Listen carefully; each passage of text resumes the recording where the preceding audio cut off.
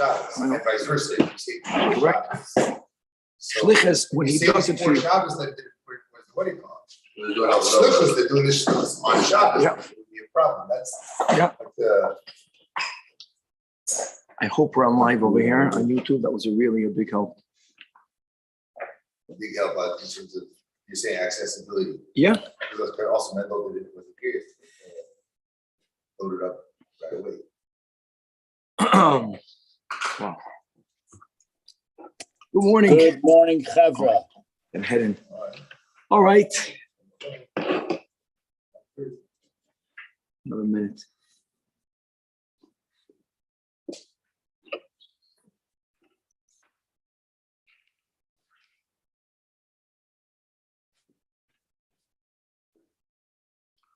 All right. Press the final button. Oh, error. Here we go. Second. Plug.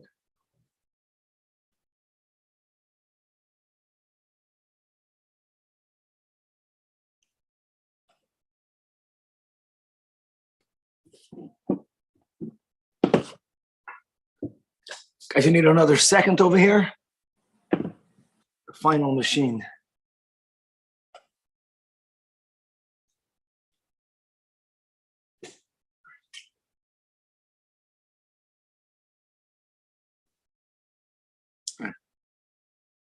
nicht gehabt.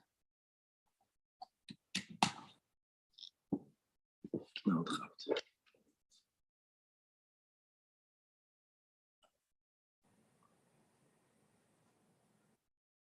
I'm going to pay for this minute at the end. No.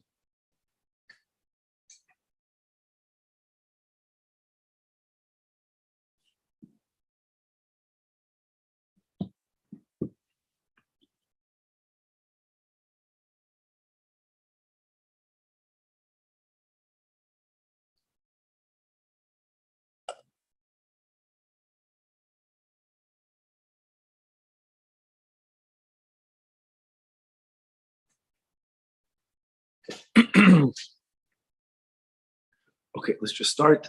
God willing, this will go on in a moment. I'm not on Chabad.org. Okay, let's just go. Good morning. With the help of Hashem, we are learning today's 3 Prakim Rambam, Hilchei Shabbos, Prakim Tes, Yud, and Yud Aleph. In Perek Zayin, the Rambam enumerated all of the Lamed Tes Malachis. In Perek Ches, we went through the first 10. Perek Tes will go through the following 10. We're going to be learning the details of Afia, Geziza, Libun, Niputz, Tzivia, Tevia, Asiyas Hanidin, Hanasachas Masecha, Ariga, and the final one, which is the unweaving of the fabric, the Betzia. Perek Tes has 20 halachas. Let us start with halacha Aleph, says the Rambam. Ha'oife kigroi geres. Right, so Afia, we already mentioned Be'emes in the preparation in Malachas HaMishkan, there was Bishul, when they would prepare the dyes. But Tana, Sidura, the Pasnakat, and Bishul and Afia is the same thing. So let's go through Afia, the same concept of food, that there has to be a minimum amount, something that is chashiv for you to eat, and that's going to be the amount of a dried fig. Echad ha'oifes apas, the echad ha'mavashal asamaychel, oy es ha'memanim, oy ha'machamem es ha'mayim, heating up water. Hakol inyan echadu. Inyan echad means it's the same isur but with different shiurim. Shir ha'machamem es ha'mayim.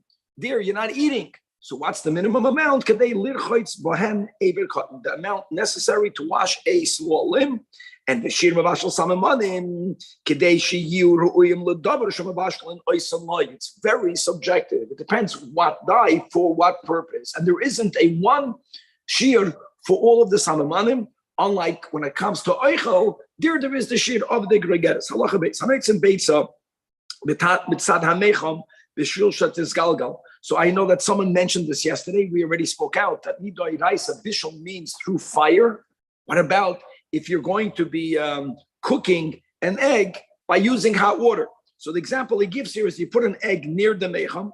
In order for it to become shatis galgal, just technically we know that when the egg is raw, how do you know if an egg is raw or not? When you turn it, If it doesn't turn, it means it's raw. Once it's cooked, you know that thing, you turn it and it turns, that's called shetes galgal. Shetes galgal is the way Chazal spoke about an egg being cooked or cooked sufficiently. They call this a soft boiled egg where you can eat it.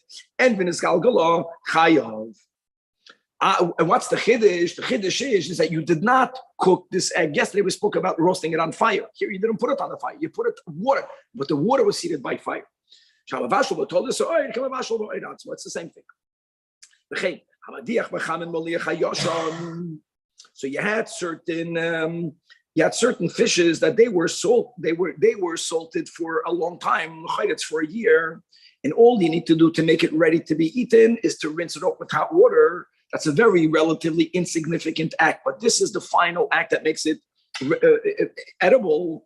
Or aspinin, or a certain type of a Spanish fish, budag, dak, which all it needs for it to become edible is it being rinsed with hot water. Here also, again, hot water is cooking it.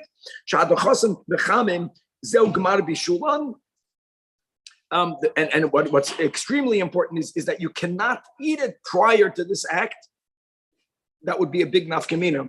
And here, this, even just rinse, makes it edible, even though it's not fire, but it's with water that was heated with fire. And b'meila you're going to be chayiv b'chatas. Here we're already speaking about preparing an egg without something that comes from fire. So you have a garment that's very hot because you're in the desert. The sun heated up the garment, and people would break open an egg. Can you imagine? Over a warm garment. So your shirt, you understand, is doing the cooking. Or you're frying an egg on the sand, or on the dust of the roads. And all of the above, even though that you mamish fry the egg, you're going to be potter. It means potter avalosa. Even though you're not allowed to do it.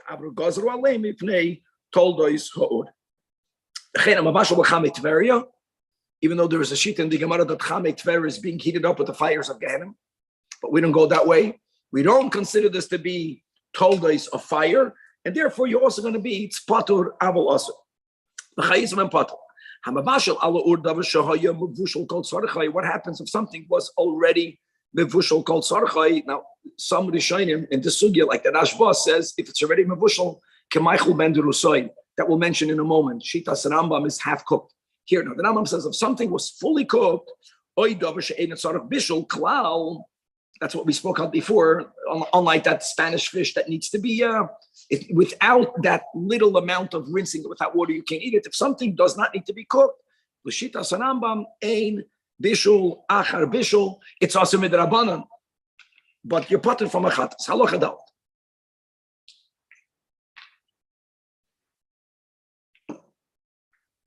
Okay, the Kesef Mishnah is going to explain halacha dalid that all of the various steps that are being taken to cook one item were done mamish at the same time. So he explains halacha dalid. Echad nasa nasuur. Someone brings fire, and at the same time, someone brought wood, and at the same time, someone is bringing a pot. At the same time, someone is putting water in the pot. Guys, this is all happening simultaneously.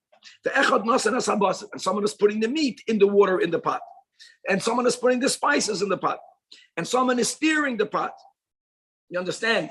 All of them did it at the same time. Kulam chayavim b'shum mevashel. Shekol ha'oisad davar mitzar chayav bishul areis mevashel. Guys, what did we learn? Shnaim shasu are two people doing the same thing. Here, there's like a paradox. They're all doing bishul, but everyone is doing another different part of the bishul process. Since it's not at the same time, the Rambam says everyone is chayav. But what happens if one did it after the other? So you're going to see until when the fire was placed under the pot, then no one did bishul yet. If someone just put down a pot, someone put water in the pot, someone then put meat in the pot, someone put spices in the pot, someone brought fire. Guys, the nasan asur means it wasn't lit yet. It just brought the fire. And now we begin. And someone now puts the fuel over the fire. Now the fire is catching. And at the same time as the fire is being placed under the pot, or it's catching under the pot, someone is stirring the pot. Only the last two are going to be chayiv because of mevashal. Halacha 5, if you place, someone places meat over coals, Even it's if it got roasted again, amount of gregeres. Even if they're not roasted in the same location, but in this meat, a little bit here, a little bit there, and it's sum totals to the gregeres, and you're chayiv. But if you didn't have that roasted, but it was partially made, this bashal koli chatzi bishul. This bashal koli chatzi bishul. This is Shita Rambam, who understands that Michael ben Rusoi is not a third, but it's a half. Or in this bashal chatzi bishul mitzad echad chayiv. Then you chayiv. So interestingly, you hear the chap over here. If you're having it fully roasted, gregeres. If you only brought it to the place of Michael ben Rusoi, paskins the Rambam, it's not enough a gregeres of Michael ben Rusoi.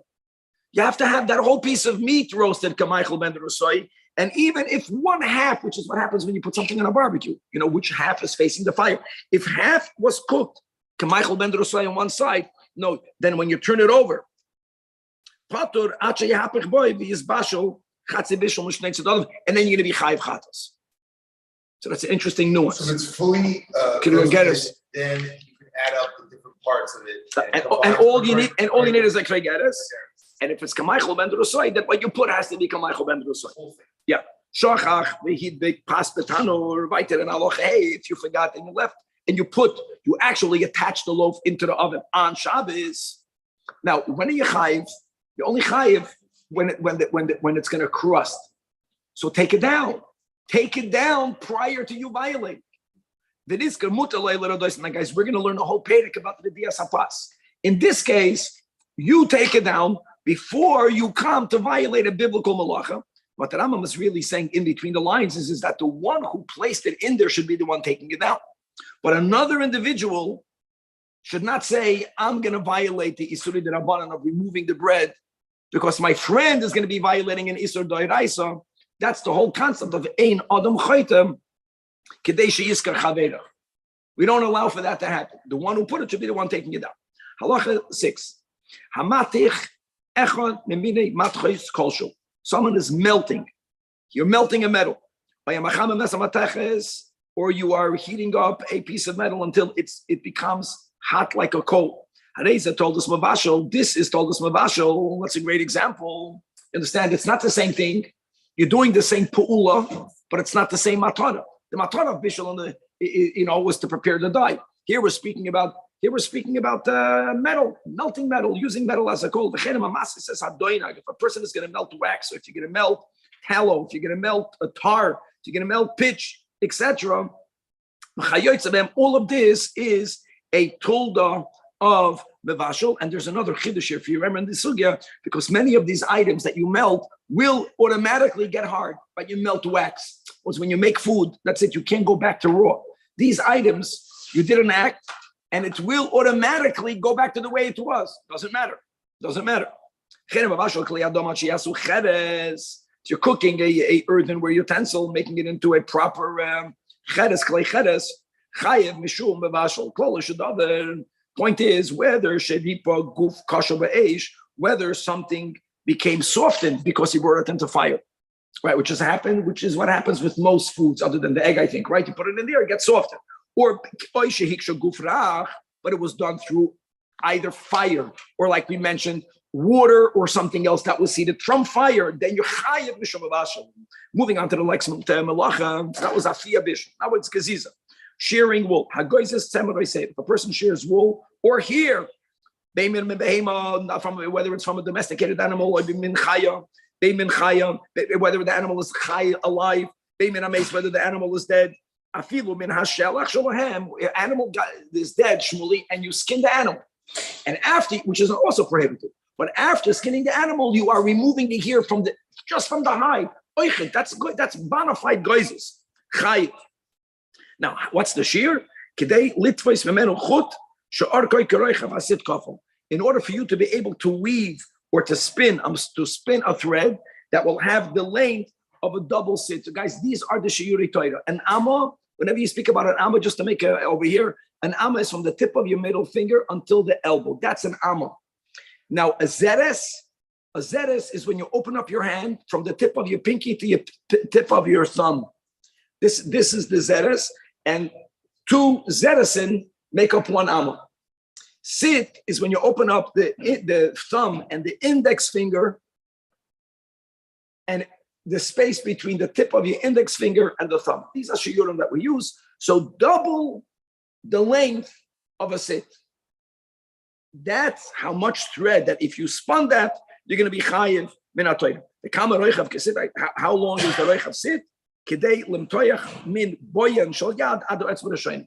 And when you open up your thumb and your finger, between the thumb and the finger, when you open it up with all of your koyach.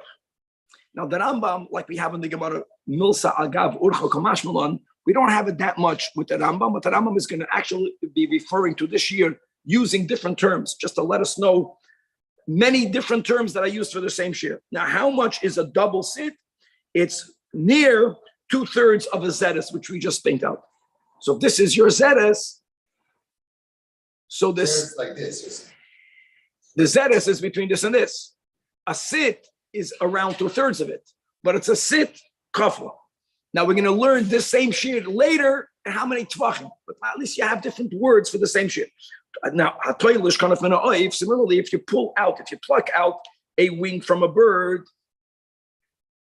that's also considered geizers. We consider the wing has like a hair in this context. So you did geziza. You were shearing the bird. In the Beis HaMikdash, the women who knew how to make the big kahuna, the Gemara tells us they did something very unusual, and that is that they were spinning the wool while it was on the back of the living animals, and the process of spinning the wool is what removed it. Even though they knew how to do it, and there's an upside for doing it, it's something very unusual, and that's not the way we define weaving, spinning. Even though normally, how do you define the malachas? Copying the things that were done b'malachas hamishkan. This nuance is dafka not copied. If you're toives emenacha, you're potter. Why? Because ein derech geziza v'kach. And here the Rambam adds the ein derech niputz bekach. That's not the ordinary marry that you do the beating, which they also did on the backs of the animal. The ein derech tviyah, which is a raya from the Rambam, that the Rambam felt that all of these steps happened while they were weaving it, and it also did geziza. That means that it's not there's a whole machlokes. Did they Pasha do these steps on the animal and then did they shear it? The Rambam understands that no, that when they prepared the garments while it was still on the animals, somehow that process itself shore it off the animal. So there was an act of geziza, but since ein darko bekach, if we do this now, even though it was done by malachas hamishkan, not over here. Very good, very good. Yeah. Yes. Okay. So it's considered like a shinoi. It's considered a shinoi, and that's the rule, guys. Any of the malachas, if they are done shaloi kedarkoi, a rule, it's no longer an isur d'oraisa, it becomes also the rabbanon. That's the bottle. Okay. Halachiches hanoitel tziparnov. This is all part of geziza. If a person is cutting one's nails, or if a person is cutting one's hair, if a person is cutting one's mustache, if a person is cutting one's beard, all of that is told as geizes, and you're chayiv. For who? When are you chayiv? If you do it kedarkoi, which means with the keli. But if you removed all of the above with your fingers, whether you did it for yourself, whether you did it for someone else, you're going to be potter. If a person cut off a wart from his body, whether he did it with his hand or with the keli, even with the keli, you're potter. You understand? It's patel mikam goizes, but it's already a yabelas. Now you have to understand that in the Beis HaMikdash, certain blemishes invalidated the animal permanently, and certain blemishes are called a mum oivet, and only when the animal had that blemish was it not allowed to be used, including an animal that had a wart. So in the Beis HaMikdash, they would remove warts. So everything fits. Why is that? Remember the rule, there's with exceptions. The rule is ein shvus b'mikdash. So now that we established that removing a wart is a tulda of removing hair, removing a wart is a rabbinic. It's a rabbinic of removing a hair. It's not a tulba, and therefore, even if you do it bekeli, right, you're going to be potter. Here he's saying that in the mikdash you can lachatchila do it biyad avoloi bekeli, because that act of removal is of greater significance. That's why don't do it with a keli. Like this, you make sure it's only a drabanan and ancient mikdash. However, if it's completely dried out, then choitcha af bekli and ba'oived. Very good. then the chiddush of oived is that even though you removed it on Shabbos, let's say, which means bein hashmashes, the animal had a mum oived, since a dried wart is considered so insignificant that when you remove it, we view it as if lemafreya it was removed. That's the pshat of, we view it now that you removed it, it's as if bein hashmashes, it wasn't even there. That's the chapir. Halacha tes. Hanoitel so'oroi. Hanoitel so'oroi bekeli. If a person removes hair using a keli, which is goizes, what's the minimum amount? Kama yitel v'yachayev. The answer is 2 hairs. However, if there's a person that is particular not to have any white hairs, and they even only removed 1 white hair from the black, since for you that's important, you don't want to have white hair. You don't even want to have 1 white hair. So here, even removing 1 is chayev. For you, it's chashuv. See, if a nail is already removed in its majority, so it's already considered removed, or it sits in shaloid, or different strips of flesh. A person gets a sunburn and then some of the skin, is peeling off, and that strip is already peeled off in its majority. So I guess if it's going up, there's a big machlokes birambam, which direction means up. So whichever way it is, the point is that and it's afflicting you with pain. Since ruba's disconnected already, you can take it off with your hand, you can't use a keli. If you took it off with a utensil, then you're potter. That means it's also in the rabbanan. But if it's not, if you're not in pain, afilu biyada yasser. So you see, b'chlal, we're going to have certain scenarios where tzad is taken into account, especially when the problem is to begin with only midrabanan. Right here, it's going to be also midrabanan. But if the roiv did not come off, even if they're putting you on plane, also little biyad. And if you took it off, with the keli, then you're chayiv, because that's a bona fide tulda of goizes. Okay, halacha yud. Hamalabein esatzem. If a person is whitening wool, or you're whitening linen, or you're whitening shani, means their wool that you're going to dye red needed to go through certain steps for it to become susceptible to the red dye. You did that step. All right, that's the new malacha now that we're learning libun. Then you're chayiv. That's bona fide libun. How much kamashiyurai, as we had before? If you whitened enough fiber from which, you understand, you can produce a thread that has the double size of a sit. And here the Rambam writes something that he didn't write before.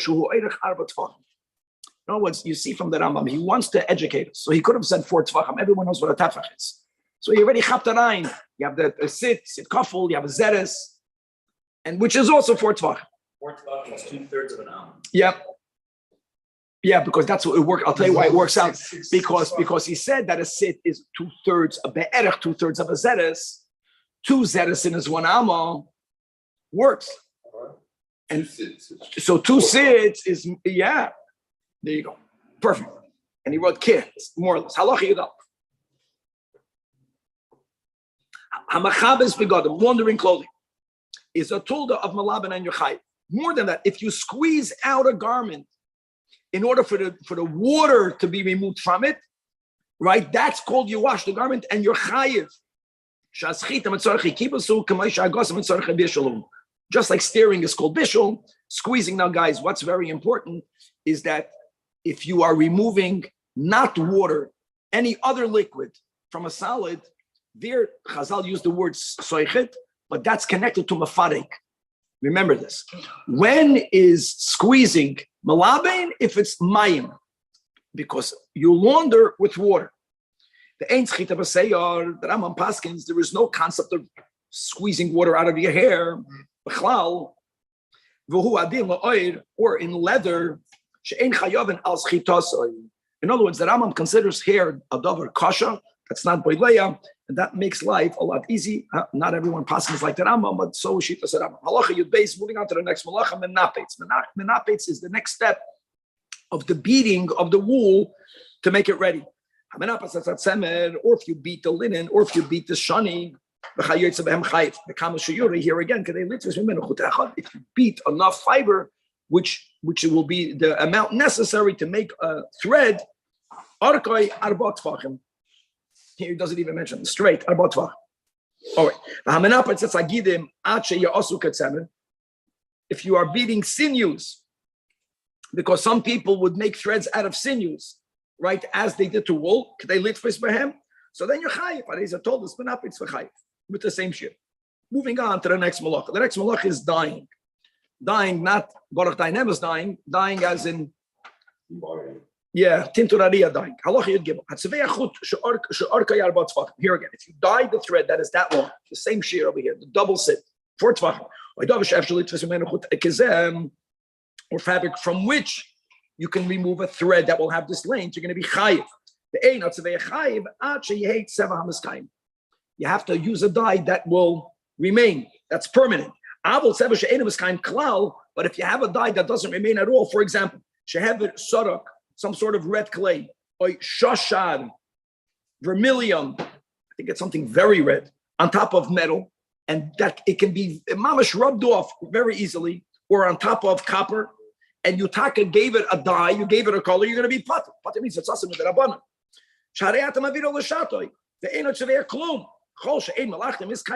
Now we're giving a big rule. Anything that's not permanent will already take it down from a biblical to a rabbinic violation. Halacha Yudalid. What about making the dye? You're creating the color.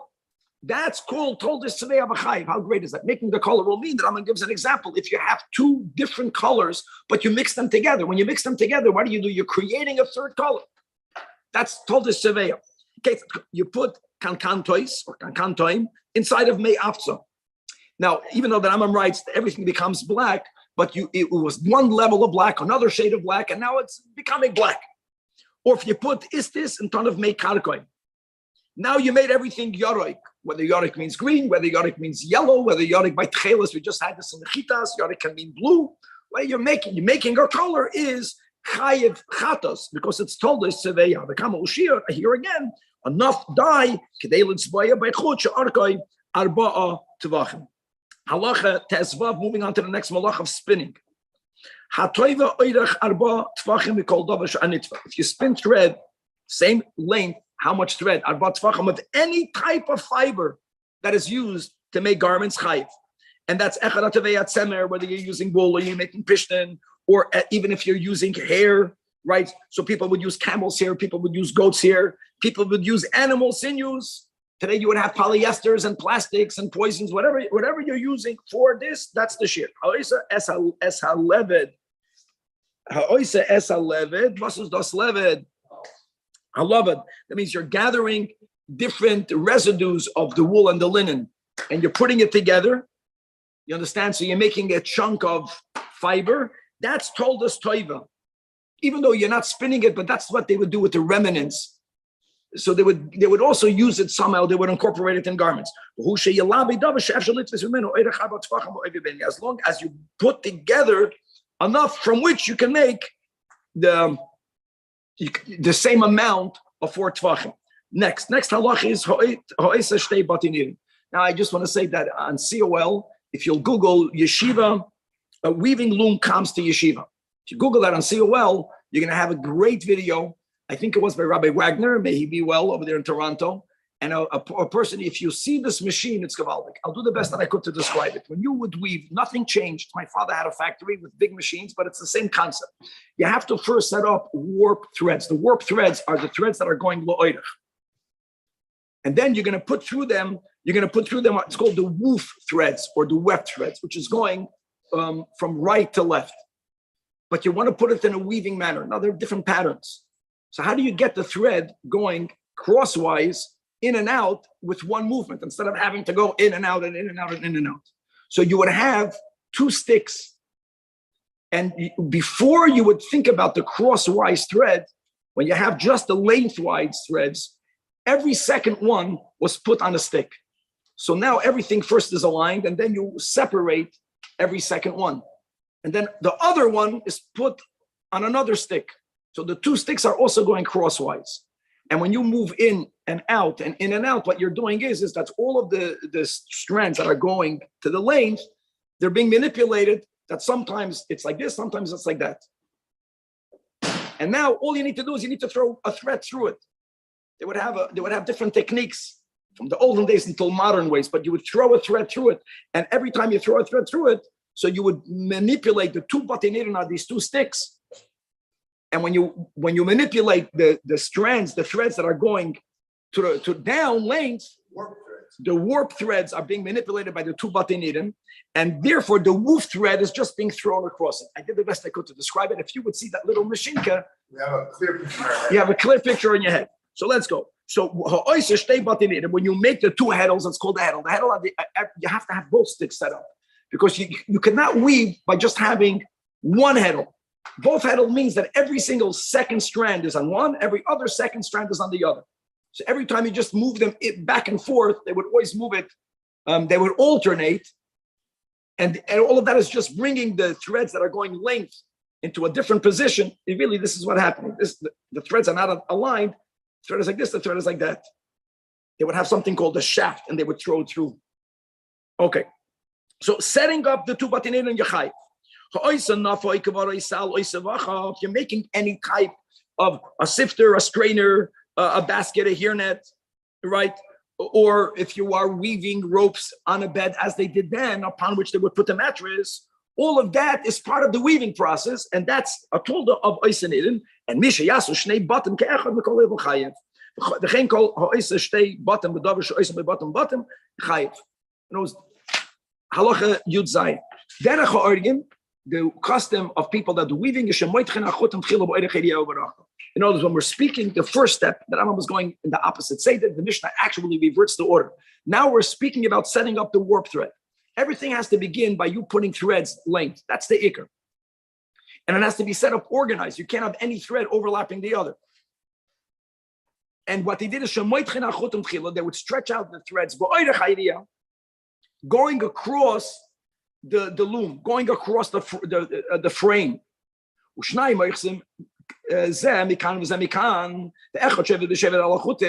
After every strand was disentangled from the other, one person would hold the top one person would hold the bottom one, they would stretch it, and someone would come and bang on it to make sure every single one is properly separated.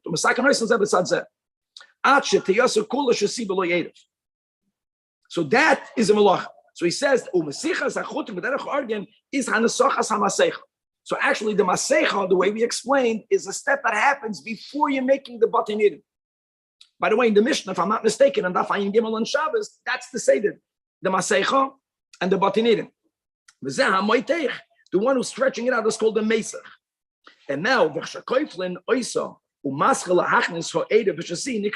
you're throwing of the shuttle, first you did this step, then you would make the batinidim. And then once you have the setup where the strands that are going lengthwise are going in and out, every second one alternating, now they would have the shuttle. The shuttle would simply bring the thread across.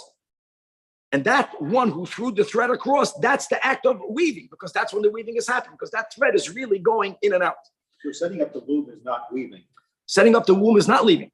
But anidim and halacha Yud Zayin, hansachas hamasecha is the prep of weaving. They're different halachas. Sure, they're liable. Yeah, but they're different steps. Weaving is oidik. Okay. In other words, we have in the Mishnah asiyas hanirin, hansachas hamasecha, and ariga. And let me just add one more thing. When you finish an entire frame, what happens if you want to connect another garment to it?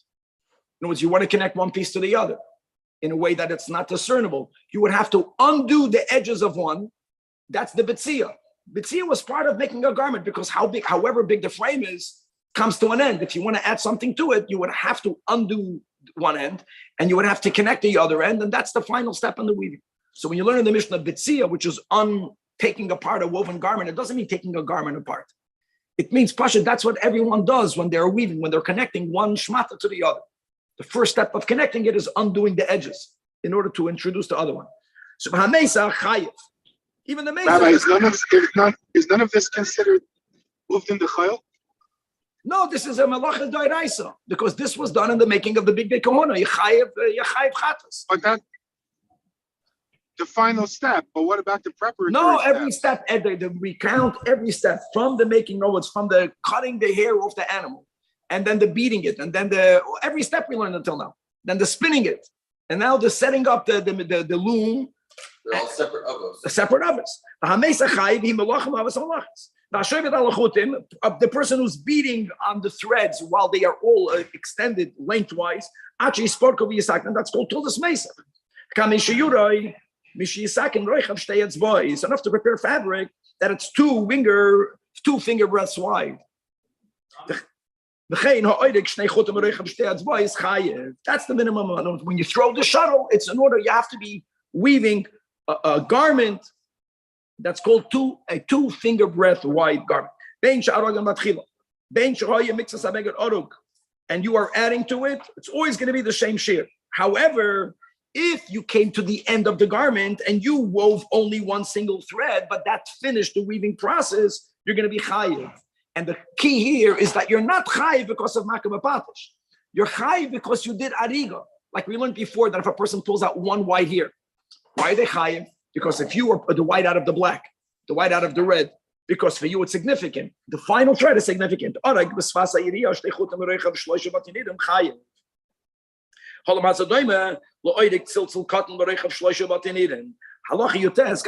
whoever will take a look at that video, he goes through all of these Rambams with the Mashinka.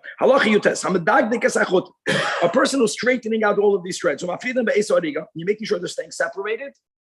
That act is called a tulda of oirik. This is going to a person who is braiding hair in one's head. That's called weaving. The braid is 2 finger breadths long. He's not writing the width, it's not negedu.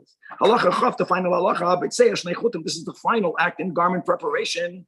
So again, the taich of Bitsya means that you are unweaving the edge of a garment, you're going to be chayiv.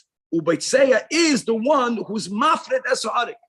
And this is done to affix the next piece, or sometimes, by the way, sometimes a strand inside this garment gets torn.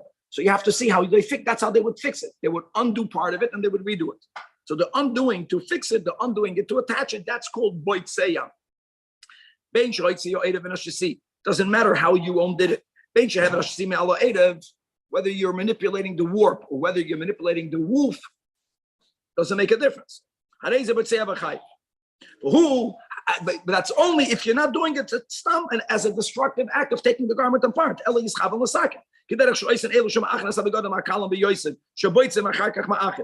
then you unite garments. That's if it's done with the intent of building it back up together, that's when you're chayiv. Similarly, when you're soiset as hakali, if a person is undoing a braid in the hair in order to fix it, not just to undo it, that's when you're going to be chayiv as a tulda of bitseya, and the shiurai of the hair of undoing it is kishiur ha bitseya gevalik. Pedicure. So we already learned 20 malachas, right? Again, Pedig Zayin was the Lamed Tes. Then we went through the first 10 in Pedig Ches. We went through another 10 in Pedig Tes. Pedig Yud will have 8 malachas.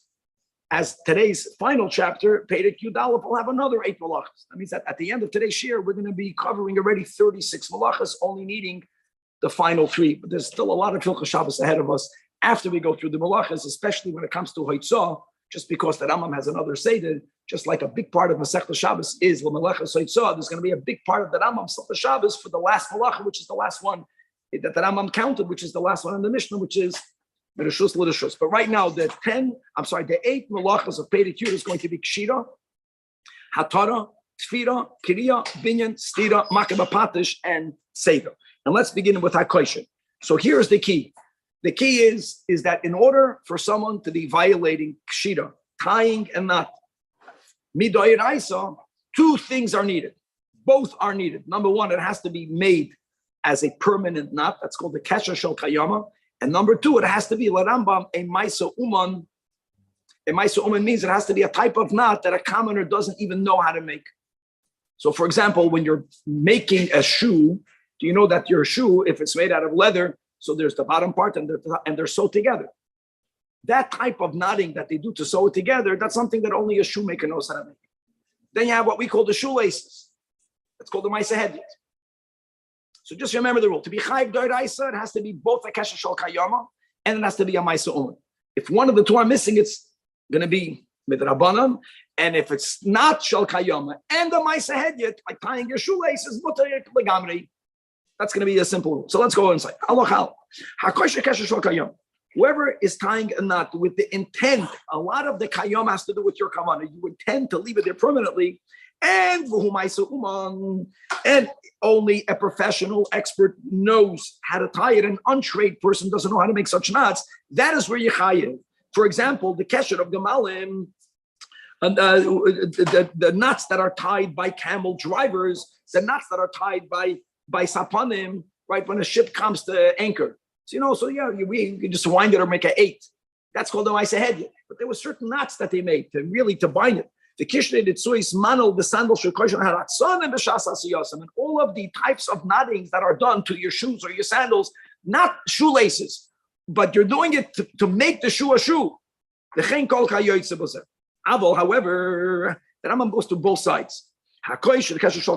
Even if your intent is you're making it not to remain there permanently, but it's not called a Maisa Uman, but it's not a professional. You don't need a craftsman, you don't need an expert, any idiot can do it.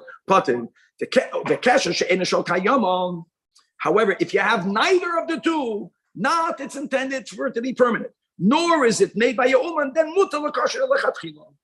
Halacha Beis is explaining not the last case where it's mutar, but he's explaining the kesher shel kayama she'ena Maisa Uman. Right, again, this is not the shoelace. This is not the shoelace. So this is a kesher shel kayama, but you're walking, you don't want your shoe to fall, your shoe fell apart. So you're tying it up. That's not cool, that's a Maisa Hedya. But you're going to leave it there. You're going to leave it there until when you find a craftsman. It can be for a month, you don't know how long. Or nifsak hachevel v'kashrei, any rope that tore and you tied it together. You made a stama knot, you made a double knot. That's not a Maisa Uman. Or if you're tying a rope, not a string, something strong to a bucket, and therefore people are going to leave it there. Or the bridle of an animal is that part that you put that directs the animal. Whoever went horseback riding. So you're tying that. Harei pater. Why is it pater? It's a kesher shel kayama. That's the point, because it's not a Maisa Uman. Even though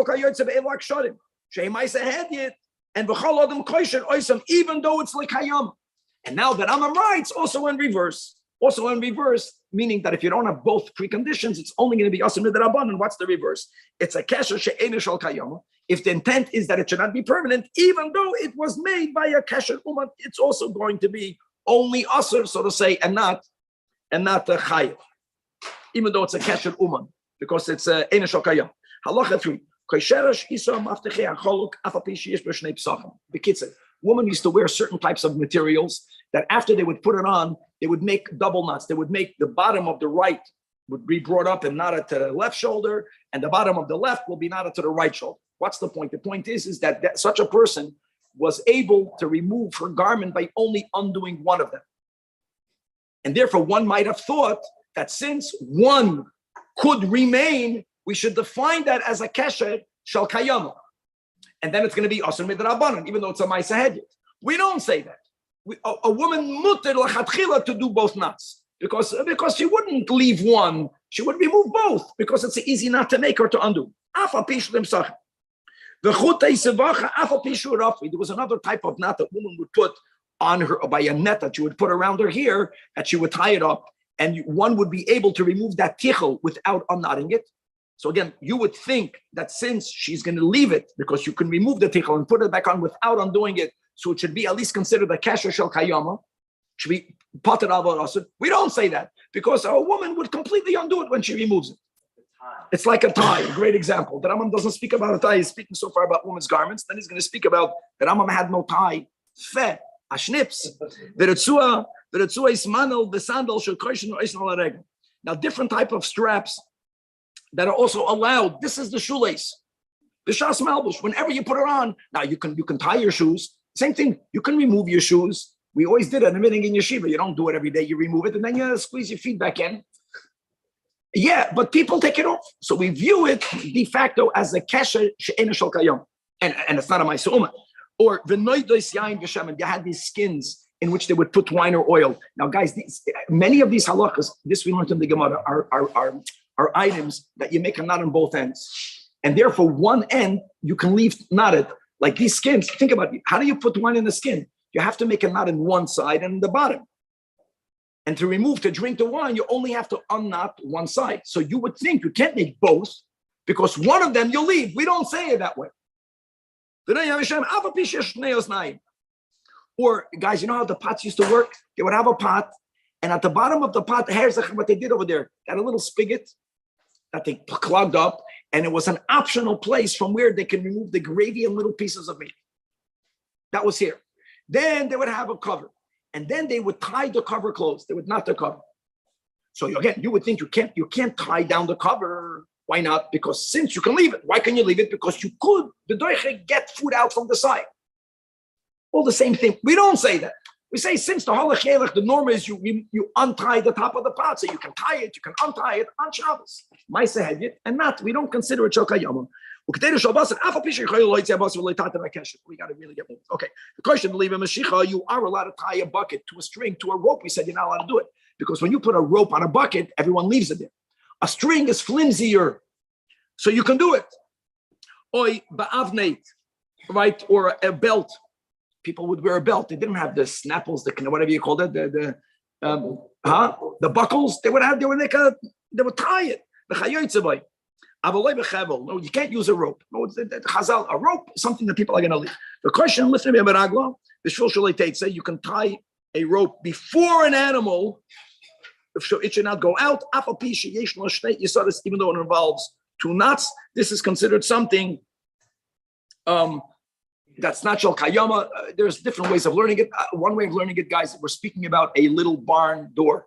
And what they would do is not the knot on the animal. The double knot here would mean, according to this understanding, is that they would tie the door closed from the top and on the bottom. And it was these flimsy doors. If you would only untie the bottom, then you can squeeze the door. Basically, it wasn't a solid door. You can open the door enough for the animal to leave.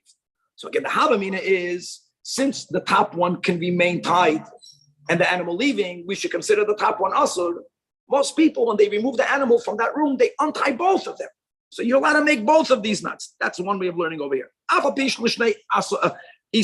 And one you can leave because people don't leave that one. You understand that?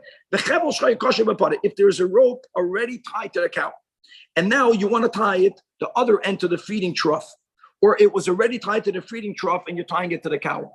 So again, all of these cases is one would say it's awesome because maybe the one that you made will be the one that's going to be left. We don't say that. But what you may not do here on Shabbos is to tie in this case both ends because you would not untie one of them. I don't know which one you would leave, but since one of them will be left, so don't do neither of them. But if the rope that you're using, even in this last case, is a rope that belongs to a weaver, now we're going to learn in the later product. I think it begins in Chav Dalet, right? Chav Dalet, Chafei, Chavav, the Hilchas Muksa.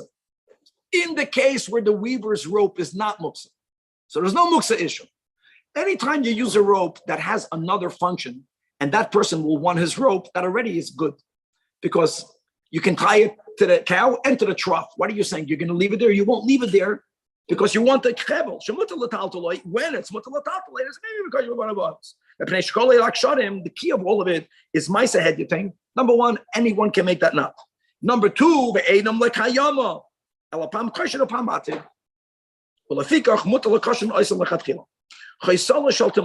opening of baskets, they had these leaf palm baskets, and in which they would keep dates or dried figs. And when people would want to remove it, so they would undo it, right?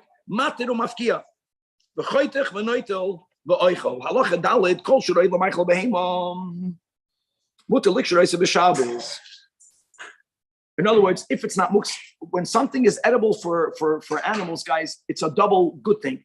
It's not muksa, and you're not going to leave it there.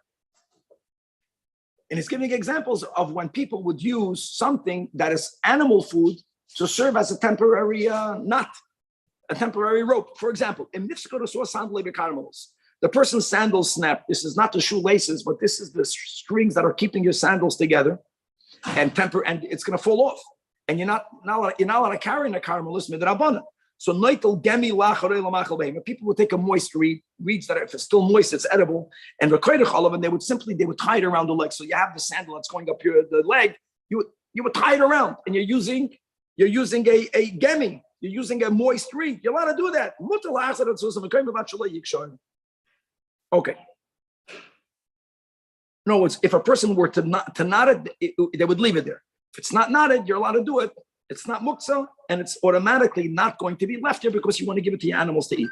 Now that Rambam paskins a bow, how do we define the bow? The way you define a bow right now.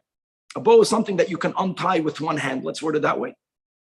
So haniva, the Rambam says is machlikas, right? Tanoim muteres, and it's not even also midrabanan because we don't say if you're going to say you can make a bow, you can make a knot. No one is going to say that. And if you have the rope on the bucket that got cut off, what did we learn? That you can't attach a rope to a bucket because a rope is something that people leave. Fine, says the Rambam. As long as you bind it back to the bucket with a loop, that's not shalkayamu. Make a boat.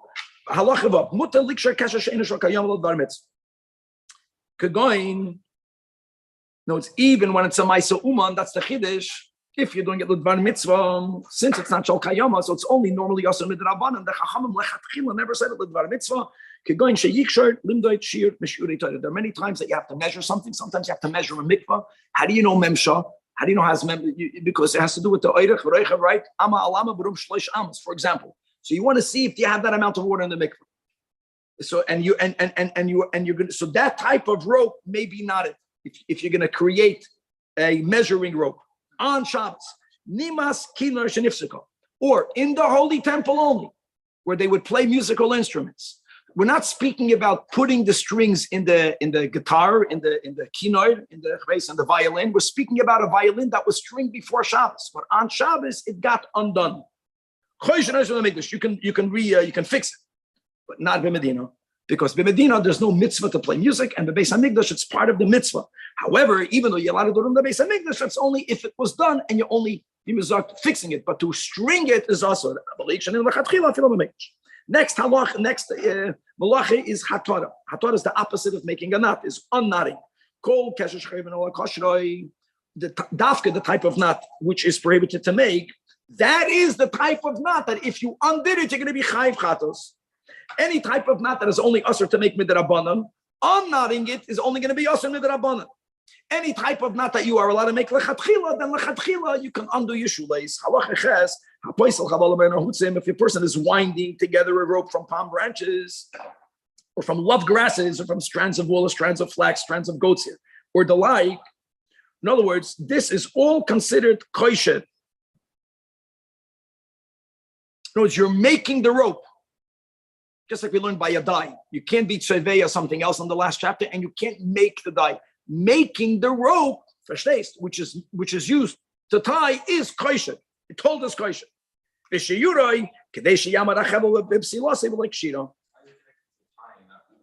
amazing, huh? Because it's not woven. Even if your kavana is to use it for a mutter type of tying. Correct. You can't make the rope for that. Yeah, correct. Yaakov is spinning thread. It's if it will be done bibeged, that's taka tvir. That's tvir. That's spinning. You're saying here it's not being used as a bag. It's being made. As a rope or There you go.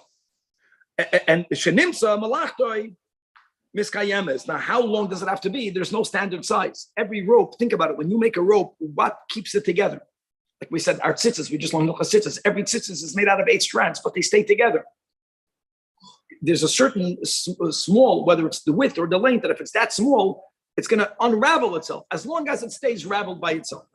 If you unwind the cords, everything is not. So if that's called kosher, so that's called matet. To this matet, and you be chayv chatos. But again, when it comes to undoing, it's only if you're not doing it for a destructive purpose. If you stop destroying the rope, but you want to attach it to something else. And the sheyure will be the shem shir of our place. The new malach of tefira. Tefira is sewing. Hatoy versteht tefira is sewing 2 stitches. 2 stitches means you're not making chayiv. But what are you chayiv if you only did 2 stitches in and out, or in and out, in and out? Okay, we'll leave that open. You're going to be chayiv only if you made a little knot on both ends, because if not, it's gonna unravel itself. Now, hold on. Why isn't making a knot? Now, are you chayiv for the knot? No, you're not. Because even though it's shal kayama, but it's a ma'aseh hedget. The sewing is chayiv d'oraisa. When is only 2 stitches? The point of 2 stitches is you don't want to sew and then it's going to unravel itself. So if you're doing 3 stitches, even if you didn't make the little knot in the beginning at the end, it's going to stay. If you only made 2 stitches, you're chayiv for tefillah. If you made the keshed in the beginning at the end, I'm just saying that keshed itself that I'm already paskin, it's shal kayama. When you're, what do I know? Sewing a hem. Is this considered 2 different things or it's one thing? No, separate things. I'm just pointing out that sometimes When you're sewing, when I'm sewing, I'm chayiv for sewing 2 stitches. And the Rambam adds 2 stitches only if there's a little knot in the beginning at the end to keep the stitches together. What about that? We learned that before. It's a ma'aseh hedget, I'm saying. If it's a ma'aseh hedget, so you're going to be, it's only potter. It's only asur. It's not chayiv. Abel in kafar yasir al shtei tefillos. But if you did more than the 2 stitches, even though you made no knots, chayiv. Sharei miskayemes hatfira. I don't know, when I sew my hem, even though I make stitches in the beginning at the end, it always unravels. So maybe there's something more here. The Shabbos, what happens if you are straight, if you're stretching out? And every yeshiva bacher that made a hem, you make your hem and all of a sudden the pants in the bottom is so you can't squeeze your foot out. Because you when you make stitches, if you don't know what you're doing, you group the garment together. So the stretching it out, that's chayiv. That's considered part of sewing. It was even though the sewing was done before Shabbos, stretching it out, how much? 2 stitches that had knots, or 3 stitches that don't have knots at the edges, you're chayiv. Tearing. So what is tearing? When you tear the length of a garment, how long? Enough that there you can re-stitch it by the 2 tfiras, you're going to be chayiv if you tore it almanas litvoy. If not, it's mekalkal. Everything is consistent. You're tearing the potter because you're mekalkal. But however, if a person is not tearing stam as a destructive act, but they're venting their anger. Just to point out that the worst thing in the world is to externalize anger by breaking kalim. The Zohar says it's old kishuf was done that way because you embody your anger in something, which is why the goyim promoted so much, whether they do it with knowledge or not. But if someone did that, so akareh b'chamam is when you're angry, you externalize it by manipulating olam hazeh, by breaking something. The only type of externalization of tzad is by kriya for a mace. That's something that's a mitzvah. But if a person is angry, that's tzad. This is anger. And a person rips something or oyal mace, chayiv. Why are you chayiv? That's not called kilkul. You're being masakin yourself. And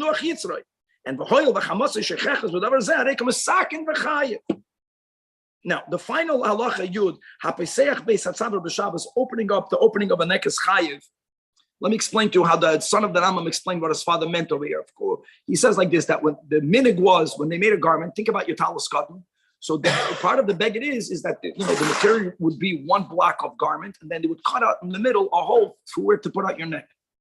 If it's a new garment, the halach yelech, the tailor would take that round piece of material, he would sew it in back the hole, the neck opening, in a very temporary way, and that's a siman that this garment is brand new.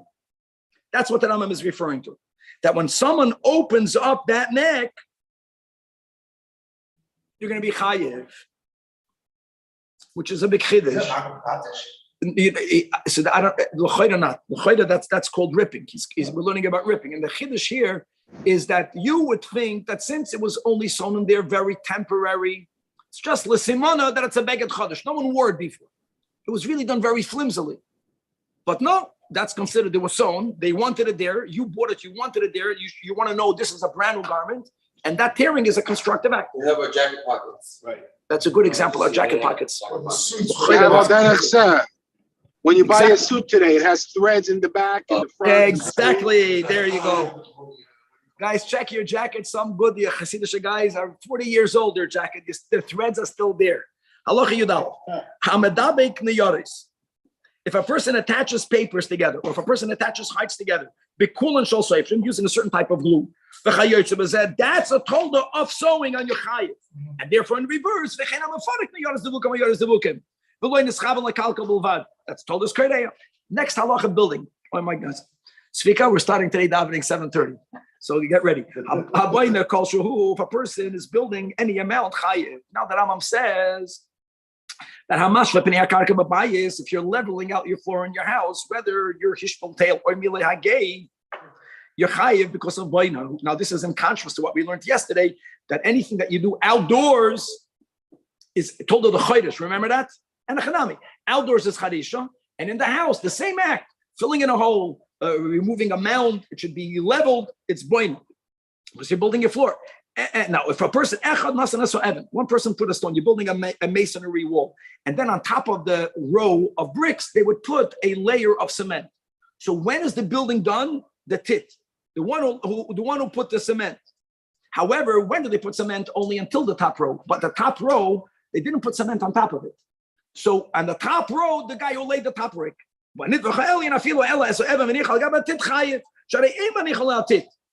So it's doing an incomplete act. You're not going to be chayav for it. If you build on top of kalim, you're pated. Halacha yud gimel. If you're making a permanent tent, tent means not brick and mortar. Something that's not brick and mortar, but it's there to remain. If you're building a earthenware utensil, right? There's a whole sugya in Shas. Yesh binyan bekalim, ain binyan bekalim. Listen to Shita Sarambam. For example, you're making an oven or you're making a chavis, and this is even though you're not putting it in the kiln, but it's a keli. You're told us by chayiv. Well, and we already learned this in Perikal, this detail. If you're making cheese, told us by now, because you're causing for the curds to join together. Since it's food, the shit is a gregeres. If you're making an axe, so you have the metal, and then you insert the metal in the opening in the wood. That's told us boina. And the Rambam says you're chayiv. The Rambam is saying yesh binyan bekalim. If you're inserting wood and wood, if you're using a nail or if you're not using a nail, the nekeva is very little. It fits so tight that it stays together. Told us boina b'chayiv. Halach yudal. If you have a chicken coop and there's no air coming in and out, and you can mamish chalish in there, and you're making a little hole in that area for air and light to go in there, you chayiv because of boina. Now, I just want to make then you spoke about makabah patish. That's the big question. Like why don't we say makabah patish to all of them? This is not just over here. Many Rishonim say that in our case that's makabah patish, but that goes to any malach. You finish the garment. Is it oidig or is it makabah patish? I mean, that has to be defined. And we learned this a lot when we were learning the Gemara, different approaches to that. When you are putting on a door, even if the room itself is a natural room, so you have a cave. The building is a natural building, but you're affixing a door. That's called boin. If you're demolishing, even just a little bit chayiv, but that's only if you demolished in order to build further. But if you stam destroyed as a destructive act, then you are pater. If you had a permanent tent that you took apart, or if you took apart like this wood that was inserted in the axe, that's told us soiser v'chayiv.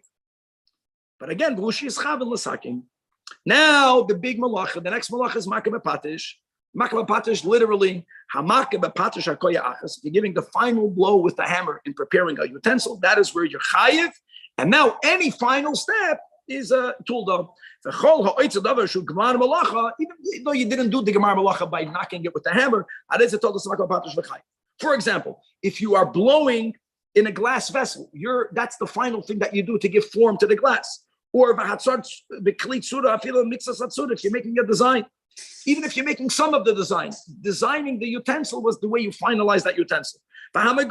Or if you're planing the edges, you're taking away its sharpness. If you're making a little hole, whether it's in wood, whether it's in a building, a hole that you need to beat, that's the final step. And you are chayiv.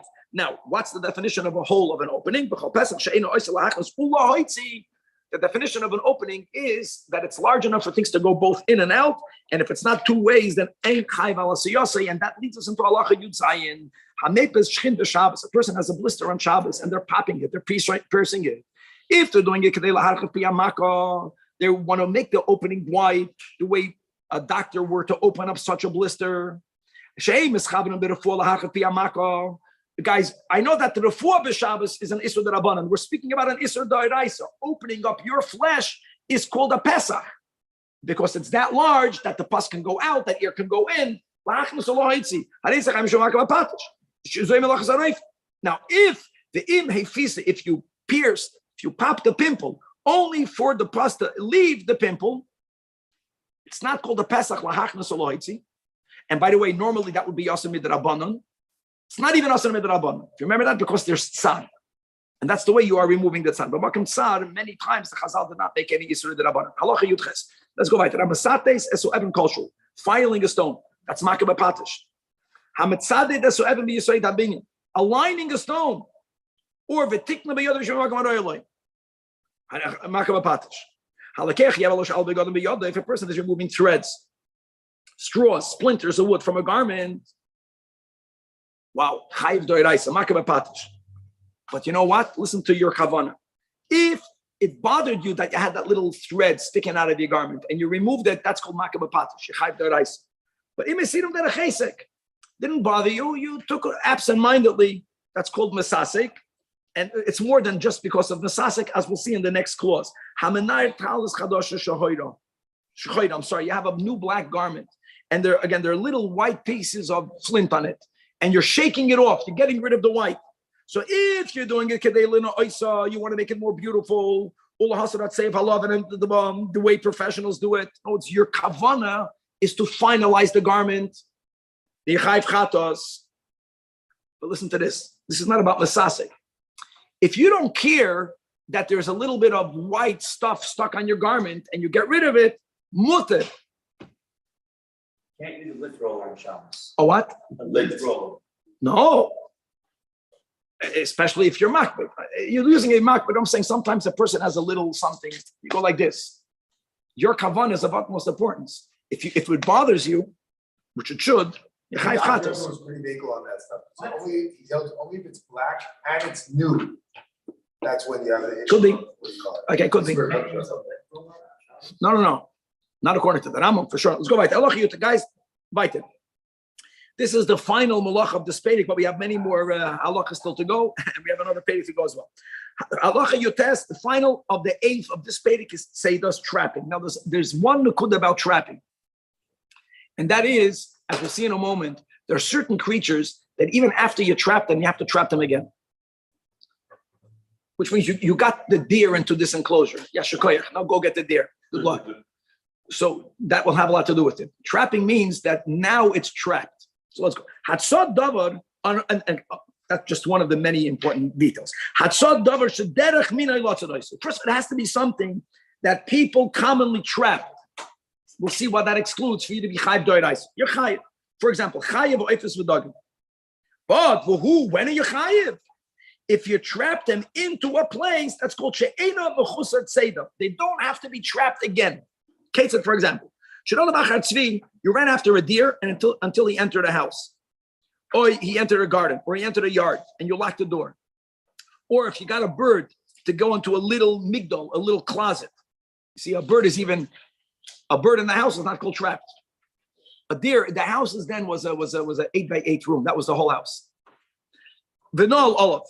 You pulled the fish out of water and you put it inside a little bucket. Now it's called trap. That's in all of these cases. To get it again, you need to have one thrust, one go. You don't have to go and go. But if you trap the bird into your house, not into a closet. You got a fish out of the water, but you didn't put it in a bucket. You put it in a pond.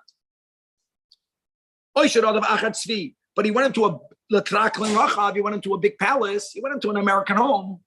Any American 2x2 home, but that's already called a big palace because it's not a house that had 8 tfachim, 8 amas by 8 amas. That was the whole house. And now you lock the door. You're not chayiv door. That is a potter. She ain't see the gemura because if you want to get it, and therefore a lion. So it's really subjective. Like a lion is the most ferocious of animals. He's only trapped today if he's put in a little cage. Not even in the bais. It's a smaller enclosure than the bais for the tzvi. He has to be completely trapped there. Now, how do you define big or small? So here's the definition. She'im yarutz boy yagia chai b'shchia achas. With one go or with one bend, with one thrust, you got it? That's called trapped. Or b'chlal, if you have a building with one wall is so close to the other, wall of the east and west or north and south, that both of the shades, there's no place on the floor where you can see the sunlight. It's shaded completely. That's called a small place. So if you've got a deer to go into that place, you're chayiv. Any place that's bigger than that, you're potter, because go get the deer. Halacha chafal.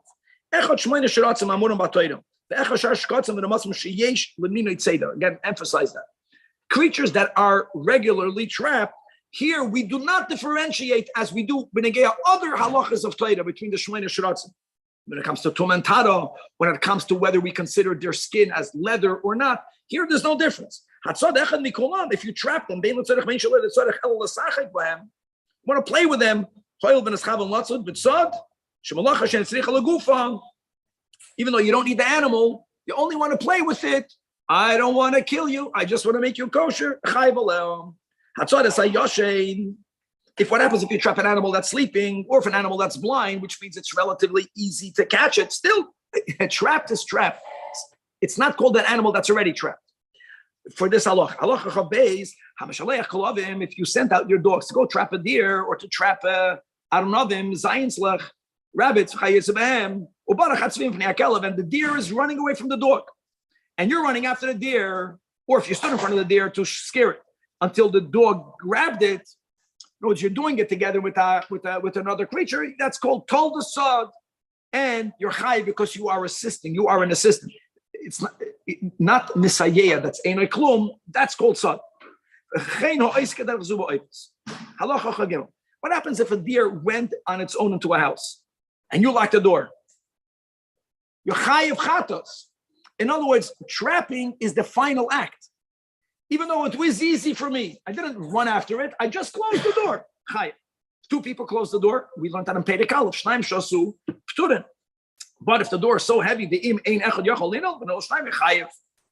What happens? Listen to this case. One guy is sitting by the door, and it's a creature that won't leave because you're there. Your body is the door, but there's still a vacuum, and the other person sat on the side. That's not called shnaim shasu. You sitting down, that's the trap.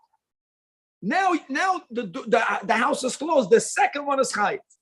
But if the first one sat and his body, the width of his shoulder face filled up the whole exit, and the other guy sat on the side means in front of him or in back of him. On the side means that now he's in a position that if guy number one gets up, already the guy number two is there. Only the rishon is chayiv, and the second one did not do anything. And the key here is because his intention was not to trap. If you close your door, you're closing your door of your house without any intent. Happened to be that a deer was inside, you didn't do anything. Well, the key is about your intent. Again, if a bird flew under your garment, and if you don't move, the bird is already trapped there, but you didn't trap it, then you are allowed to sit there and wait until it gets dark, and then you can take the bird. If you trap an old deer, or a limping deer, a ill deer, or a deer that is a minor, you are exempt. Why? Because they are considered as if they are already trapped. So Farschlafen is not trapped. Blind is not old. Old is trapped. Don't get old. What happens if you release an animal from a trap? You're potted, which is amazing. Because by many other malachas, what did we learn? We learned like you tear, you sow, you tear, you build, you demolish, you write, you erase. By say that there's no other side. If you let it go. Now, by the way, I want to tell you why you pater. It should be mutter and a chanami. It's pater because it's a muktzah issue. We'll learn about muktzah soon. If you trap something that belongs to you, they are already in your property, like ducks or chickens or doves that live in a dove code. So since they are domesticated, you're not violating the Isser D'Oraisa. Here we go. But there are certain creatures here that Rambam specifies that no one traps these types of creatures, like grasshoppers or locusts, chazizin, wild beasts, hornets, mosquitoes, fleas. These are not items that derech tzeda, if you did it, you're violating rabbinic law, not biblical law. And the final halacha in Perek Yud, Ramasim Hamazikin, crawling beasts that are dangerous, like snakes and scorpions, even if they are not mortally dangerous. But they bite. You are allowed to trap them as long as your intent is not because you want them, but you want to take away the danger.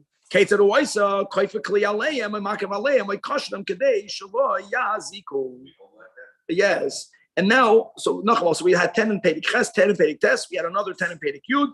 So we are up to 28 malachas. And now for today's final 8, we're going to go to Perek Yud Aleph, the final 8, not the final of the 39. We're going to learn Shchita, Havshata, Ha'avada, Mechika Sa'oid, Chitucha, Ksiva, Mechika, and Sirtut. Let's begin with Halacha Aleph. Halacha, Perek Yud Aleph has 17 halachas. It's not that large. Let's begin. Let's do it. Hashoichet Chayiv. Slaughtering is a biblical violation. If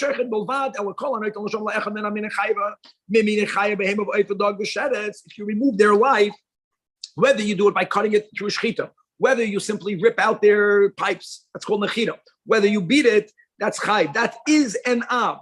It's not a tulda. That's the av. Shchita doesn't mean that with a knife of shchita. That's the kavana and the pu'ula, the matan and the pu'ula. Now, hachoinek es achai, strangling is already different. Strangling is a tulda. That's told of shoichet. And therefore, since strangling is a told of shoichet, removing the fish from the water, what happens to the fish? You didn't knock it, you strangled it. If you take a fish out of a bucket, he's saying that because he doesn't want to go into the trapping. If it was already trapped, but then taking it out, you're chayiv for shchita. If you went into the lake and you took it out of the lake, then you're chayiv for trapping and you're chayiv for shoichet.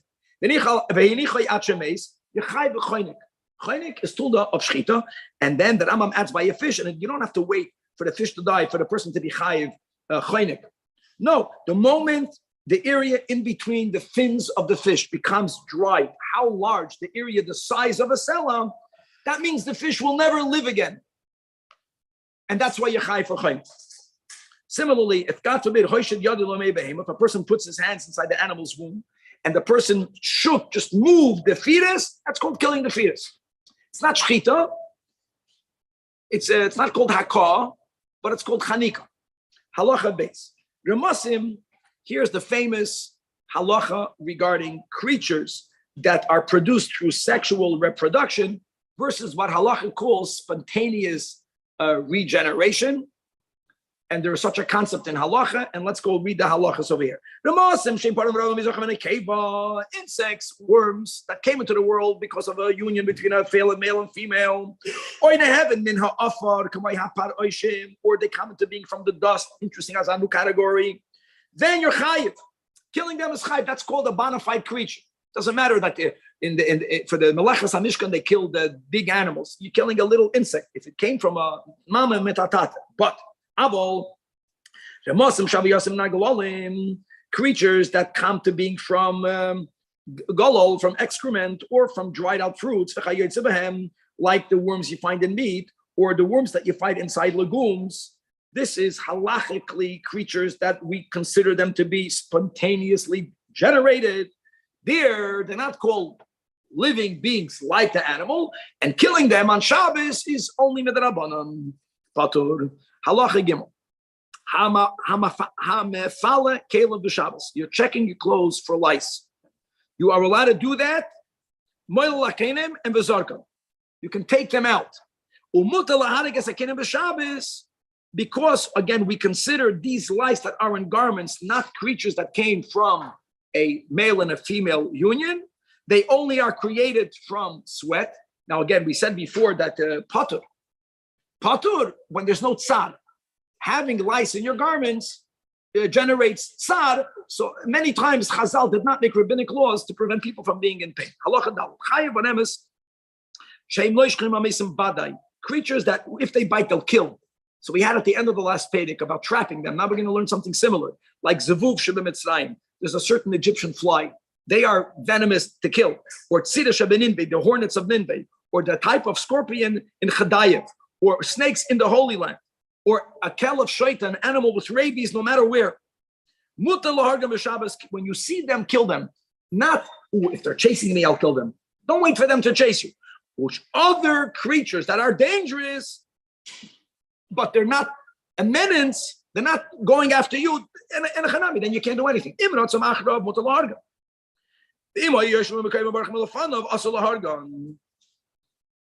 Now, if that's the case, when I'm walking, do I have to be in Miami? This happens a lot. There's cockroaches all over the place, not in LA. So when you're walking, I remember in yeshiva, sometimes for you, you're putting your foot down and you're stepping into a whole pool of them. I'm not allowed to kill them. Any insect that is a baby from a father and a mother, there's a whole mishman, there's grandparents, there's the uncle, there's the whole thing over there. So you chayiv chatas. So do I have to be you don't have to be careful when you walk. Just koif it. Just koif it. That's for trapping. Now, what can I kill it? I was saying So I'm saying that in other words, if it's an animal that if it will get out of the trap, it's going to kill people, I should kill it, not trap it. Mutav shaben achashim haroig. Bees trying to sting you.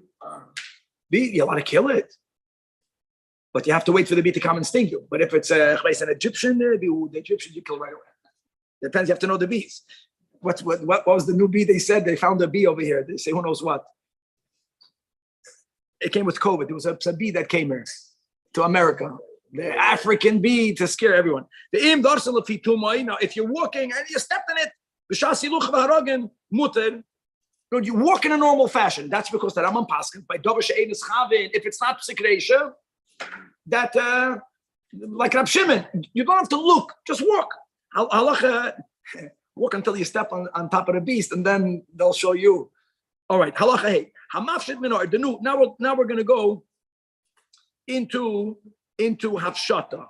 So if you skin even a portion of the animal's hide, how much of it? Large enough to ride a amulet. Chayev.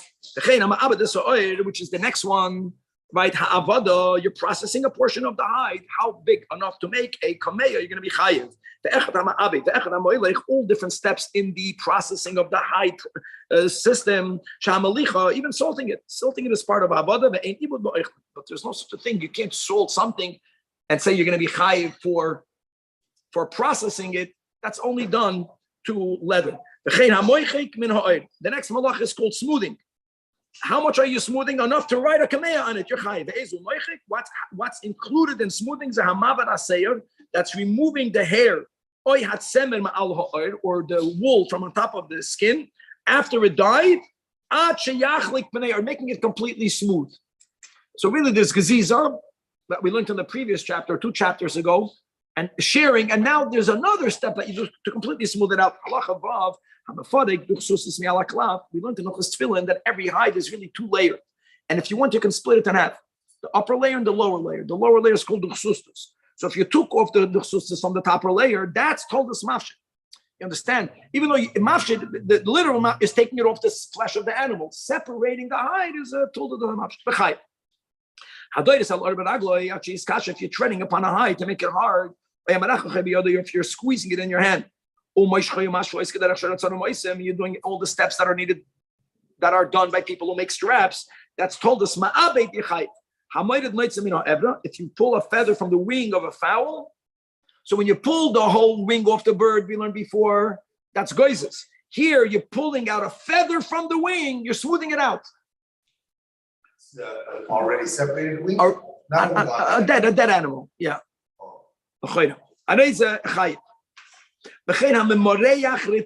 Here we're going spreading ointments, or shiva, you're spreading a beeswax or tar or any other thing that is being spread in order to make soft. Even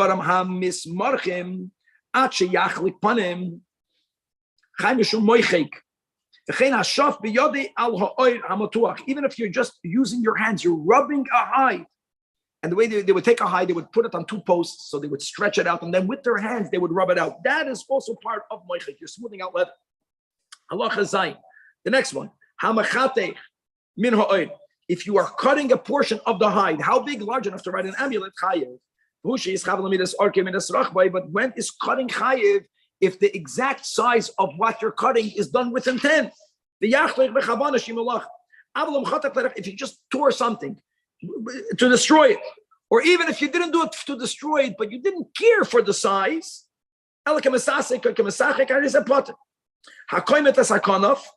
person who trims down the wing of a fowl. In other words, the tips are very pointy, and you're trimming it down. It shouldn't be so sharp.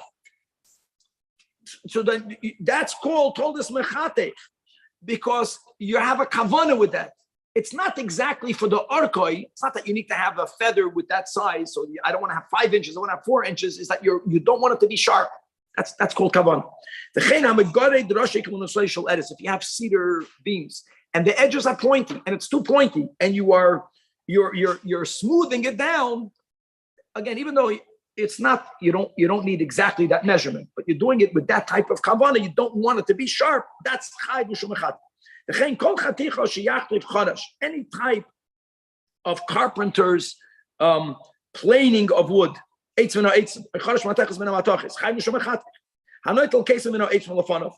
person has in front of them a big piece of wood and they want a toothpick, so in those days, what was a toothpick? You push it, you went over to the beam in your house and you took out a piece of wood that was perfect for your toothpick. That's also chayiv.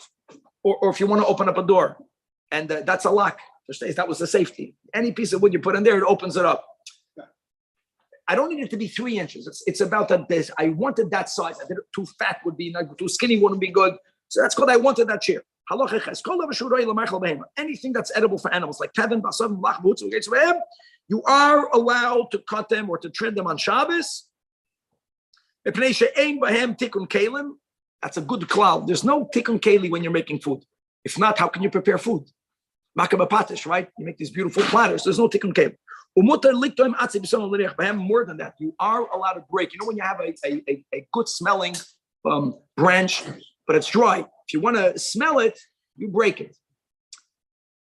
So that's not called you want to shear. You don't want the size. You just want to get some moisture. That's allowed. Even though they're cushion be evation, so it's significant your break, but you're not aiming to get a specific shear, unlike the toothpick. Also, if you have a piece of wood that has bark on it and you want to remove the bark, you're allowed to do that. Or removing dry leaves. You're allowed to do all these things. You understand? Because you're not cutting one thing a shear. Even though you want to have the fragrance that you're going to bring out when you remove a certain part of the tree. Halacha test. Now we're going on to the next malach of writing. Writing 2 characters. That's the key. 2 characters, chayiv. In order to write in its place, to oisius chayiv. What happens if you write 1 large letter, big aleph, and it's large enough that a normal, you would write 2 oisius in that location, you're potter. You didn't write 2, but if you erased 1 large letter, and in its place you can write 2 letters, you're going to be chayiv. Like we learned by, again, the plucking of the white hair, if the 1 letter finished the whole book, 1 letter was significant. The Rebbe spoke about that this is the end of goals. Because now every single Maisa that we do is we're finishing the book. So everything is extremely significant. Beautiful. If you're writing simply because you want to ruin, I don't want anyone to use this beautiful paper. I'm going to be chayiv. There is a kilkul intent. Yeah, there's a kilkul intent regarding the oil. If the chiyuv is because of the location where I'm writing, since I wanted to ruin that paper, it's an act of kilkul. But I'm being chayiv for writing. I wrote. And I wrote. But if I erase, but my intent is not to write on that location, here you're going to be potter. It has to be a constructive act of erasing. If ink fell on a book, ink fell on a page, and you simply erased the ink, or you erase the wax, same idea. You are erasing in order to be able to write in that location 2 letters or more. That's a constructive act of erasing, and you're going to be chayiv. If you write 2 letters, double letter has to have a meaning. But it forms a word, whether it's sadad or whether it's dad or teis or gog, chayiv. No, it's tam 2 letters that don't have a meaning. You're not chayiv. It has to be a word, and that goes to any language. That goes in any type of characters. Aleph Beis lahavdil ABC Chai Afilu Mishnei Simaniyos. Now, one of the meanings of Shnei Simaniyos is Rashi Tevis. It doesn't have a meaning, but you wrote it as a abbreviation, and the abbreviation makes sense. So it's two characters that form something. If I wrote one letter, but I wrote it next to a previously written letter, now I formed the word. Now, guys, what we learned before is when I finish a sefer, I'm not finishing a sefer, but I'm completing a word. Or if I'm writing on top of something that was written. And I want to write the letter ches. How do you write a ches? So what really happens is a machloikas. So we follow that Rizal that says a ches is a vav and a zayin. Right, the vav is a man, the zayin is a woman, and the ches is the chuppah. But according to the Rambam, a ches is two zayins with the chatoy teres, with the hunchback on top. I don't know if you know how it looks in the Sefer Torah. So a ches is really a composite of two letters. You want to write a ches. You wrote a zayin and a zayin, and you didn't make the hunchback. So is it two letters or is it one letter? Or one letter you wrote on the floor, one letter you wrote on the beam. You cannot read them together. You can't even bring them together. You can't take the beam and take it off and put it near the floor. If you have a ledger, you have a notebook, and you write one letter, guys, on Amud Aleph and one letter on Amud Beis. I'm emphasizing that because if you write a letter on page 1 and another letter on page 2, if you can bring the two pages together, you'll be chayiv. But here it's on different sides. You're potter. But if you wrote them on two corners of a wall of the house or on two separate pages, since you can put them together, they can be read together and you're chayiv. More than that, halacha yud beis. You take a blank piece of parchment and you're writing it one letter in one city on Shabbos. And you went on the same Shabbos and you went to another city and you wrote over there another letter. So you're not going to bring them together, but you can bring them together. You don't have to break anything or rip anything to bring them together. You're still going to be chayiv because shebizman shemekorban nehagin zemzeh. Unlike when you put a letter on the ceiling, one letter on the floor, yeah, you can put it together if you break the building apart. But if you don't have to do anything other than bringing it together, you're going to be chayiv. Halacha yud gimel. If you wrote one letter, even if people know that this one letter means a word. For example, it was common that whenever a person had money or food of Meiser Sheni that they were waiting to take to Yerushalayim, how do you make sure no one takes it erroneously? They would write on the pekala just a mem. Many times, Bizman HaMais, a mem means Meiser Sheni. So you would argue, since this letter means Meiser, maybe you'll be chayiv. No, you're not. Or you wrote mem because there are 40 coins in a pekel. Whatever, you're using a letter as a number. Still, you're not chayiv d'oraisa, potter. If you took one letter and you made it into two, like the example, you took off the chatli teres hunchback roof, which was on top of the ches, and now you made two signs. Here you're chayiv. If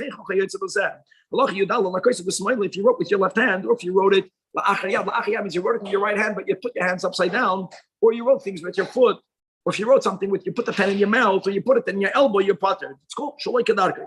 Iter, but if a person who's a lefty who wrote with his right hand, is also potter. But if a lefty wrote with his left hand, for him it's kedarkei yechai. What's the word in English? Ambidextrous? Yes. Wow. All right. You know how to write with both of your hands. So no matter which hand you wrote, you're going to be chayiv. Aaron Glazer is waiting for Danny Fishman to make a comment, but garnished. Nothing yet. Okay, weiter. Koten oiches bekulmas v'gadol oiches biyodai v'koiser. Guys, what's happening over here is the two people. One is holding, one is moving the pen. You're not chayiv for holding the pen. So if one person is just holding it, and the other one is causing the movement to happen, the mover is chayiv. And even though even though it's a minor, it's not about the holder, it's about the mover. The mover is an adult, but in the reverse, if the adult is holding onto the pen and the minor is moving it, so who's chayiv? The mover. The mover is a minor. The minor is so pater. Pater means, in other words, the gadol should not have been there, but he's not chayiv d'oraisa. Writing is only if it's going to remain permanent, like if you're using diyoy, which is ink, or shachar, black tint, or sikra, or red. And number two, you're writing on something in which it will the writing will remain. Like if you write it on skin, if you write it on parchment, if you write it on paper, you write it on wood, and they're like, but if either of these are missing, like you're using mepetus, right? It's called invisible ink. Or even if you're using proper ink, but you're putting it on a leaf, you're writing on a piece of lettuce, it won't remain. You're not chayiv d'oraisa pater. Ein chayiv ad sheyichtav v'davar ha'emed al davar ha'emed. V'chein ein hamoichik chayiv ad sheyimchai ksav ha'emed me'al davar ha'emed. Halacha tazayin hakoysen al b'sari. Now you would think, when you write on your body, because of the sweat, it won't remain permanent. But that's called davar ha'emed, because the sweat is an external thing. We say that no, your skin hakoysen al b'sari chayiv, because it's oil. It's like writing on hide. Even though because of the schwitz, the sweat, the heat will remove the ink, doesn't matter. That's something external. That's like writing and then it got erased later. However, if you scratch your skin, that's why, you know why, Pater? Because it heals. It's amazing. So the healing means it's not permanent. What happens if you rip in hide the form of a letter? Again, it has to be two ices. Haroishim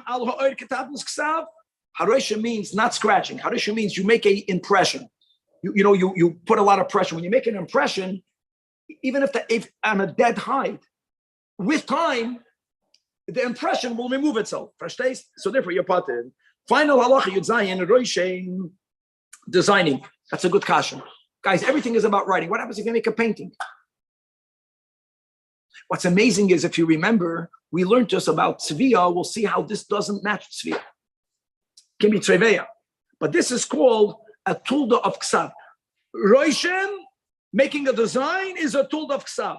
For example, haroishem reshanim b'tzuras v'koisel ubashashal v'chayoytzev bahen keder shem roishmim chayiv mishum koisel. So many of the achrayim explain in the Rambam, when people would make drawings, you know what they would do? First, they would make like the outline, and then they would paint it in. The second step is takatziviyah, painting. But making that design, that's called koisev. The final malach of today's Pedic, which is the middle of the final halacha, if you make a line, it's called you rule a piece of paper, either by making a line, like a noted pad with lines, or like they do in the Sefer Stam, that you make an indented engravement. But you're making lines, that's called sirtut. Carpenters who draw a red line on top of the beam to know exactly where they need to sew, that's a tulda of mesaret. Amazing. They do the same thing. Masons do it on stone. They want to chisel it out, so they make first a line to see where they're going to chisel it out. Now the echad hamasaret, whether you're using a paint, a pencil, whether you're doing it without paint, you're making the line the way you do it in the Sefer Torah. You're making a little indentation. Equally, you're chayiv. Gavaldik. Mazel tov. What's that? Sirtut. Sirtut. To be continued.